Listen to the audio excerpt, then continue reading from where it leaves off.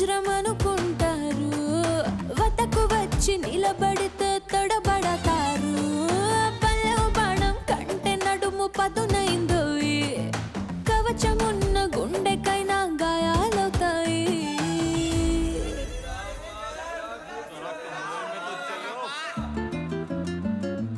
పెదవి కోసం పదవులు నాభికి నాలుగుళ్ళు అర్పిస్తామంటున్నారు ఈ నవాబులు తార తార నా కళ్ళు వెన్నెల పూత నా ఒళ్ళు ఆకాశాన్ని ఎంతకని వెలకడతారు